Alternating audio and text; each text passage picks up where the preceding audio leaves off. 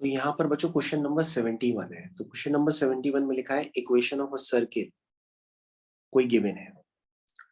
तो equation of a circle x y का function है, तो लिखा हुआ है S x y is equal to 0। तो इसका मतलब ये होता है, अगर बच्चों इसमें आपको कंफ्यूजन है तो मैं आपको बता देता हूँ। S x y is equal to 0 का मतलब ये है कि आपकी सर्किल की इक्वेशन है x square plus y square plus 2gx plus 2fy plus c equal to 0। ये सर्किल की आपकी इक्वेशन है, जिसको आप इस तरह से सोच सकते हैं। फिर लिखा है s2,3 इज इक्वल टू 17। इसका मतलब ये हुआ कि बच्चों अगर आप इसमें 2,3 डालेंगे तो इसकी वैल्यू 16 आती है। ये इसका मतलब हुआ। तो अगर बच्चों 2,3 डालेंगे तो वो इक्वेशन अगर आपको बनानी हो तो वो इस तरह से बनेगी 2 square 3 square 2g3 2f sorry x की जगह 2 है बच्चों 2g2 2f3 plus c equal to 0 नहीं लिखना। s2,3 इज इक्वल टू 16 है तो 16 लिखना। ये बच्चों इस तरह से लिखा जाता है। अगर आप पहली बार देख रहे हैं तो सेट्स के टर्म्स में यहाँ लिखा हुआ, तो मैंने आपको बताया कैसे लिखिए। विच टचेस द लाइन। अब बच्चों ये जो सर्किल है ये टच करता है लाइन को, किस पे 1,1 पे। ठीक है। तो बच्चों अब अगर आप क्वेश्चंस करना चाहो, यानी कि सर्किल की क्वेश्चन निकालना चाहो, तो आप जीएफसी में रिलेशन निकाल करके भी क्वेश्चन कर सकते हैं। क्योंकि सर्किल किससे पास कर रहा है 2,3 से, वो ऑलरेडी आप लिख चुके हो, एक इक्वेशन बन गई। सर्किल क्या कर रहा है, इस लाइन को टच कर रहा है, उससे एक कंडीशन बन जाएगी। सर्किल क्या कर रहा है 1,1 से पास हो रहा है, उस पर एक कंडीशन बन जाएगी। तो बच्चों आप क्वेश्चन को बड़ा करना चाहो तो क्वेश्चन हो जाएगा, लेकिन क्वेश्चन को छोटे तरीके से कैसे करेंगे वो समझिए।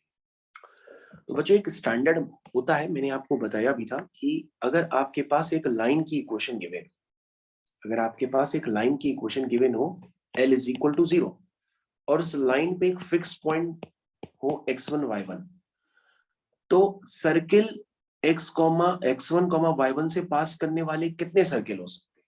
तो तुम कहोगे x1 y1 से पास होने वाले और इस लाइन को टच करते हुए, तो सर काफी सारे सर्किल हो सकते हैं कि नहीं। तो ये क्या रिप्रेजेंट करेंगे, फैमिली ऑफ सर्कल्स। तो जो बच्चों फैमिली ऑफ सर्कल्स होते हैं इस तरह की कंडीशन पे, जो मैंने अभी आपको कंडीशन बताई, क्या कंडीशन बताई कि सर्किल एक गिवन लाइन पर किसी पॉइंट को टच करते हुए क्या रिप्रेजेंट करेंगे, फैमिली ऑफ सर्कल्स। और फैमिली ऑफ सर्कल्स कई सारी हो सकती है। तो बच्चों फैमिली ऑफ सर्कल्स की जो जनरल इक्वेशन होती है ऐसे केस में, वो आप समझ लो क्या होती है। वो होती है बच्चों x माइनस x1 का whole square y minus y1 का whole square plus lambda l is equal to 0।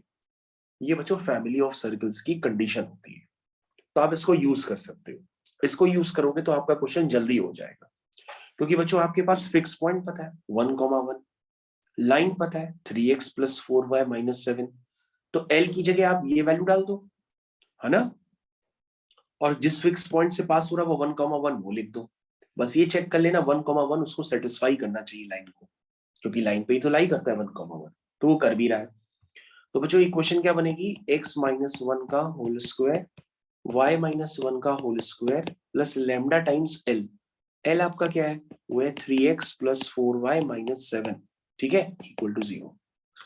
अब तुम कहोगे सर ये तो आपने फैमिली ऑफ सर्कल्स की इक्वेशन निकाल ली, लेकिन इसमें लैम्डा अननोन है।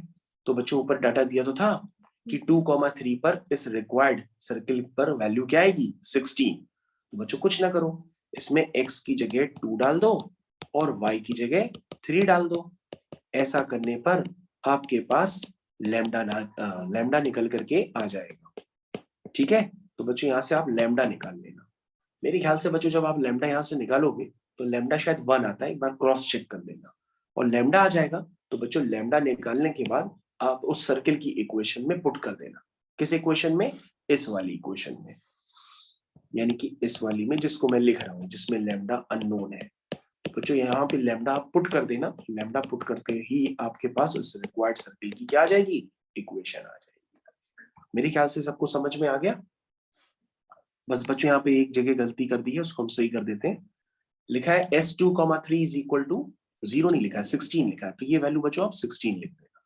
ठीक है, यहाँ से लैम्डा निकालना, शायद वो 1 आएगा, और उसके बाद आप लैम्डा पुट करके सर्किल की इक्वेशन निकाल के अपने आंसर्स मैच कर लीजिएगा। तो बच्चों मेरे ख्याल से ये फैमिली आपको क्लियर हो गई होगी कि फैमिली ऑफ सर्कल्स का क्या कॉन्सेप्ट होता है, वो मैंने अभी आपको सिखाया। मेरे ख्याल से सबको समझ में आ गया।